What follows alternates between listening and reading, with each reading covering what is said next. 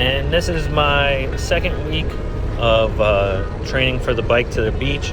This time I'm just going to be riding around Longneck. The bike to the beach goes to support autism awareness. It is a bike charity event from DC to Rehoboth. If you're interested, the description, the link to donate will be in the description. This is my map of what I did today, and I was just riding around my own neighborhoods, kind of. So I may not narrate a lot of this, but just more of like the little tiny stuff. And so what around Longneck, we don't have like any. A lot of the infrastructure around here is not specifically made for bikes, but it's made for more like golf carts, because everyone in Longneck has a golf cart. So there's a lot of golf cart paths, but they make actually really nice bike paths. I enjoy them. There's a couple of Strava segments around here that I didn't actually know about until I downloaded Strava, because I didn't really get into Strava too much until just recently, but it's kind of cool. I'm trying to figure out how to get. I don't have a Wahoo or anything like that yet. I do want one so I can put some of the overlays and stuff on top. I think that would be cool. I changed the camera angle. I put it on the stem of the bar instead of on the handlebars. I kind of like it on the handlebars better.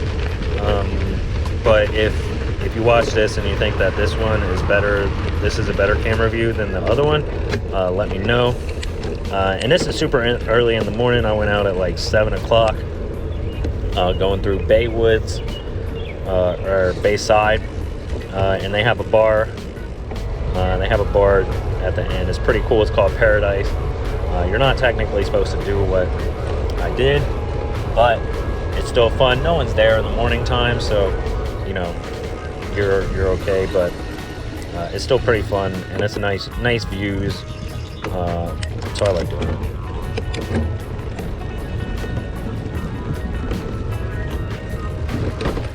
And that's the Indian River Bay right there.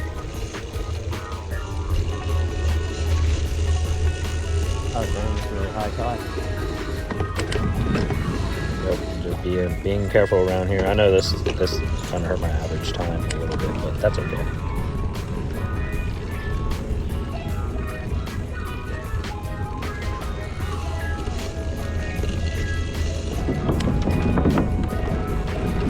And so there's really, if you want to get back onto the road after this, there's really no good way of doing it. So this is all just kind of like pebble rocks, which with the super skinny tires of the road bike doesn't do very well. So I found a spot that's only mainly dirt.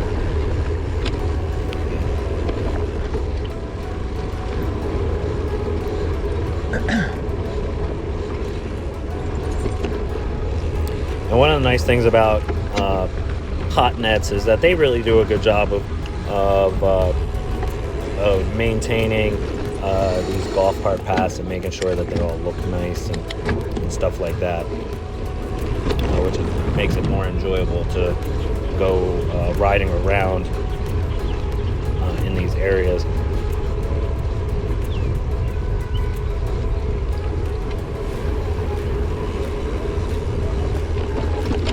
I will probably be doing a video on just specifically the golf cart pass, because you know we have Baywood, which is actually a golf course, which they're trying to get onto the PGA, but they have a bunch of really nice golf cart paths, and I've rode my bike on there a couple of times. Not when it's super busy, but I feel like as long as you're nice and you're courteous and you're polite to people, and you know you're probably not going like 30 miles an hour around there, which I can't do that anyway, so that's okay. But the golf cart paths are really nice to actually ride your bike on, and so I like to do that.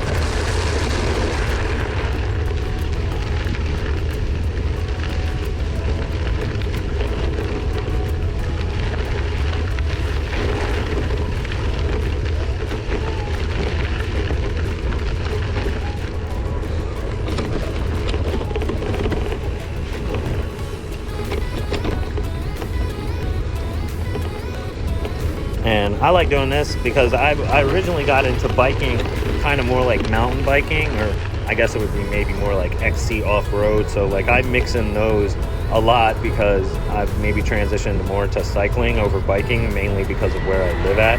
And we don't have a mountain. You can see how flat everywhere is. So it's not like we have anything to go bombing down or anything like that. So cycling is a lot bigger than, say, mountain biking or XC off-road biking, however you would like to say that. But that right-hand turn there, there's that I just passed. That'll take you down to a beach in Longneck, which is really nice. And there's a nature preserve down there that if you want to take your mountain bike down, you can. That pot that's on the right-hand side has got a bar down there that you can go, get a drink or something at once you're done cycling and putting in some miles. And then this is the end of the road.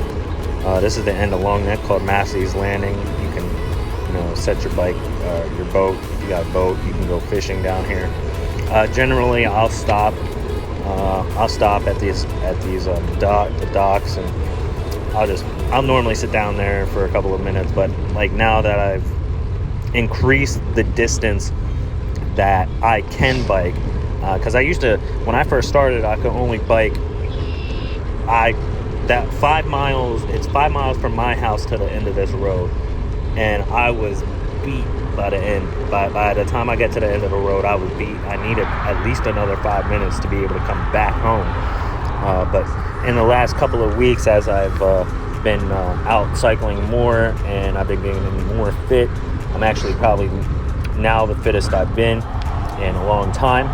I'm able to go farther, so this time I didn't stop. I just kept going.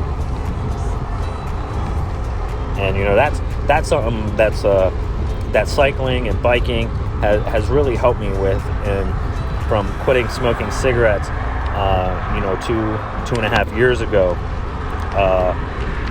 When I first got onto a bike, I could barely do anything without huffing and puffing and being out of air. And I still have some decent trouble with that because I smoked for 15 years. But cycling has definitely helped me become fitter, more self-conscious. When I quit smoking cigarettes, I ballooned up to like 185, and that was the most I ever weighed. Like usually I used to run about 165, 170, and then when I quit smoking cigarettes, I ballooned up to 185. There's a couple of spots here on Longneck Road that I put in because you have to be careful with these. The shoulder kind of disappears, and I mean, for the most part, everyone's polite and they give you space, but these areas here you have to be a little bit more cognizant of your surroundings. But going back to cycling and stuff and quitting cigarettes, I smoked for 15 years and I could barely ride. And now, especially after trying to train for this bike to the beach, I've been exercising a little bit more. I've been out riding my bike, and I go out at night with my son in his trailer. I pull him in his trailer, which is really cool.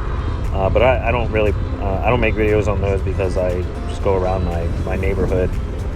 Maybe I will when I start taking them on these other trails and stuff. But I couldn't. I ballooned up to 185, and now I stepped on the scale the other day for the first time in probably months, and I was at 160. Like, I'm not gonna lie, I knew I had lost weight, but I did not realize that it was that much. I thought I was gonna come in at like 175, 170, but to come in at 160 was really nice. And I've never been a big person on my weight. Like, never really worried about that. Like, I weigh what I weigh. But now that I quit smoking and I've been trying to be more of a healthy person and be more cognizant, I've cut out a lot of my sweets and stuff like that. But it's really helped, and cycling has helped me with that. And that's part of the reason why I want to make this channel, is that I want to show no matter who you were, what you did, what you ride. Like, I mean, I'm riding a decent bike now. It's $1,000, but before I got this bike, I always rode. I'll be honest, I spent $100 on a Walmart Granite Peak Roadmaster, and I would ride it until it broke, and then I would trash it and go buy another $100 bike. On my way back now. But now that it's something I've been, and you know what, I've had a lot of fun on those bikes. I'm not even gonna lie to you. But now that I'm getting more into it, and I got a nicer bike, it doesn't take anything away from anyone who doesn't have as nice of a bike. And there are plenty of people who have nicer bikes than me. You know, even when I went to the bike shop, they were like, "Oh, well, you should really like just save your money and, you know, don't buy the budget. Get into you should save it and buy the more expensive bike." And it's like, bro, this is in the middle of COVID. Like, you know, I don't even know the next time that bikes are going to be in stock around here. So I actually ended up going to another shop, and I probably won't be back to that first shop since I